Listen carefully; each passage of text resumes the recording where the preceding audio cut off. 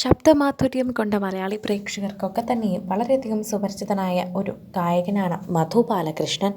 Voice manage ചെയ്യാനായി പ്രത്യേകിച്ചൊന്നും ചെയ്യുന്ന ആളല്ല താനെന്നും ജന്മസിദ്ധമായി തനിക്ക് ലഭിച്ച ഒന്നാണെന്നും ദൈവത്തിൻ്റെ അനുഗ്രഹമാണ് തൻ്റെ ഈ ശബ്ദമെന്നും മധു ബാലകൃഷ്ണൻ പല വേദികളിലും തുറന്നു പറഞ്ഞിട്ടുണ്ട്. അദ്ദേഹത്തിൻ്റെ ആ തുറന്നു പറച്ചിൽ തന്നെയാണ് പലപ്പോഴും സോഷ്യൽ മീഡിയയിലടക്കം ചർച്ച ചെയ്തിട്ടുള്ളതും. മധുവിൻ്റെ വാക്കുകളിലൂടെ തന്നെയാണ് ഇപ്പോൾ തുറന്നു പോകുന്നത്.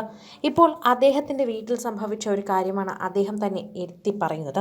ചെന്നൈയിൽ കോടികൾ വിലയുള്ള അദ്ദേഹത്തിൻ്റെ സ്വന്തം വീട്, കൂട്ടുകാരൻ്റെ ചതിയിൽപ്പെട്ട ഗായകനും ഭാര്യയ്ക്കും പറ്റിയ അബദ്ധത്തെക്കുറിച്ചും അദ്ദേഹം ഇപ്പോൾ വെളിപ്പെടുത്തുന്നുണ്ട്. പാടിയ പാട്ടിൻ്റെ പ്രതിഫലം കിട്ടാതിരുന്ന സംഭവങ്ങൾ പോലെ പലരും പറ്റിച്ചിട്ടുണ്ടെന്നും തന്നെ പറ്റിക്കാൻ എളുപ്പമാണെന്നും അദ്ദേഹം തന്നെ പറയുന്നു. ഞാൻ ഒരുപാട് അങ്ങ് വിശ്വസിച്ചു പോകും, അത് എൻ്റെ സ്വഭാവ രീതിയാണെന്നും അത്തരത്തിൽ ഒരുപാട് രീതിയിൽ തനിക്ക് പണം നഷ്ടപ്പെട്ടു പോയിട്ടുണ്ടെന്നും മധു ഇപ്പോൾ പറയുകയാണ്.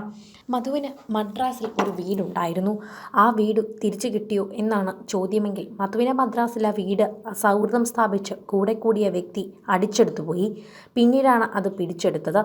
EMI അടയ്ക്കുന്നത് അദ്ദേഹമാണ്. അദ്ദേഹം വാങ്ങിക്കാമെന്ന് ഏറ്റതുകൊണ്ടാണ് ഗുണ്ടകളിൽ നിന്ന് ആ വീട് തിരിച്ചു കിട്ടിയതെന്ന് പറയുന്നു. അമേരിക്കയിൽ ഇതുവരെയും തനിക്ക് പോകാനായിട്ടില്ല എന്നും അതുപോലെ തന്നെ തനിക്ക് വളരെ അധികം ആഗ്രഹങ്ങളുണ്ട് എന്ന് പറയുന്നു. ആഗ്രഹിച്ചു വാങ്ങിയ വീടിനാണ് അവസാനം ഇങ്ങനൊരു ഗതി വന്നത് കൂടി മധു ബാലകൃഷ്ണൻ കൂട്ടിച്ചേർക്കുന്നുണ്ട്.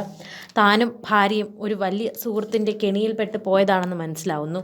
അതിലൂടെ തനിക്കും തൻ്റെ കുടുംബത്തിനും അനുഭവിക്കേണ്ടി വന്നത് ഒരുപാട് നാളത്തെ സങ്കടം തന്നെയാണ്.